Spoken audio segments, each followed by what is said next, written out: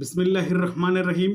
সম্মানিত ভিউয়ার্স, আসসালামু আলাইকুম। আমি তুফাইল আহমেদ আবারও আপনাদের সামনে হাজির হজ বিষয়ক আরও একটি গুরুত্বপূর্ণ ভিডিওতে।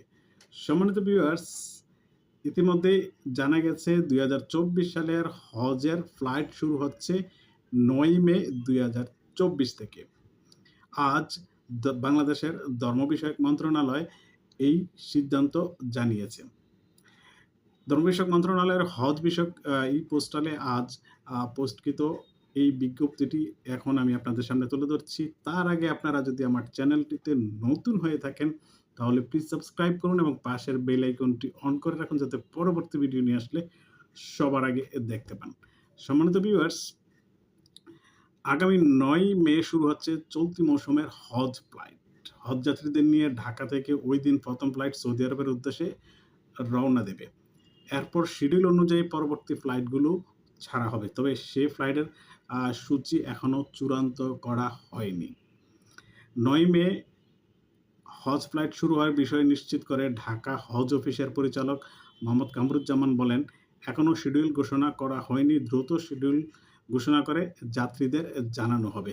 ধর্ম মন্ত্রণালয় বলেছে, গত বছর ১,১৯,৬৯৫ জন হজযাত্রী বহন করার জন্য বিমান বাংলাদেশ এয়ারলাইন্স ও সৌদি এয়ারলাইন্স, সৌদিয়া ও সৌদি বেসরকারি এয়ারলাইন্স মোট ৩৩৫টি হজ ফ্লাইট ঘোষণা করেছিল। চুক্তি অনুযায়ী মোট হজযাত্রীর ৫০% বহন করবে বিমান বাংলাদেশ এয়ারলাইন্স এবং সৌদিয়া এয়ারলাইন্স বহন করবে ৩৫% এবং ফাইন্যান্স, সেটিও একটি সৌদি আরবের বেসরকারি বিমান সংস্থা, তাদের সাথে সৌদি এয়ারলাইন্সের চুক্তি, তারা বহন করবে ১৫% যাত্রী।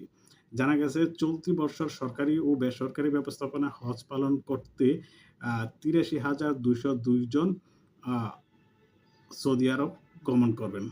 এর মধ্যে সরকারি ব্যবস্থাপনায় যাবেন ৪,৩৩৭ জন এবং বেসরকারি ব্যবস্থাপনায় যাবেন ৭৮,৮৯৫ জন।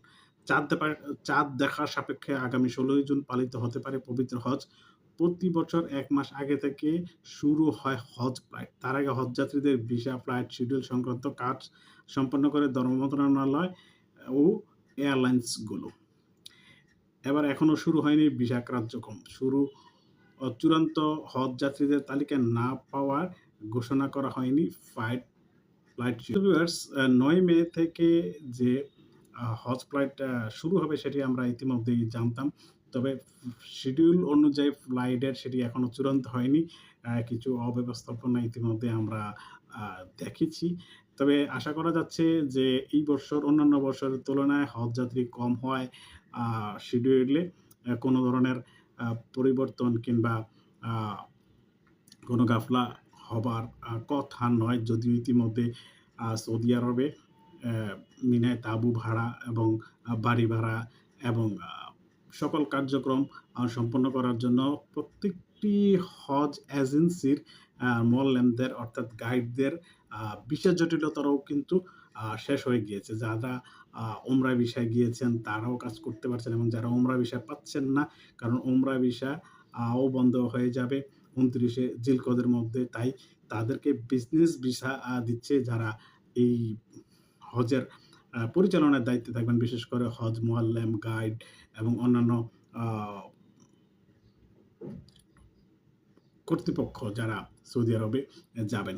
তাই আশা করি এই বছরও অন্যান্য বছরের চেয়েও ভালো একটি ব্যবস্থাপনা পাবে বাংলাদেশের হজ যাত্রীরা। সবাই ভালো থাকুন, সুস্থ থাকুন, নিরাপদে থাকুন। আল্লাহ হাফেজ। আসসালামু আলাইকুম ওয়া রাহমাতুল্লাহি ওয়া বারাকাতুহু।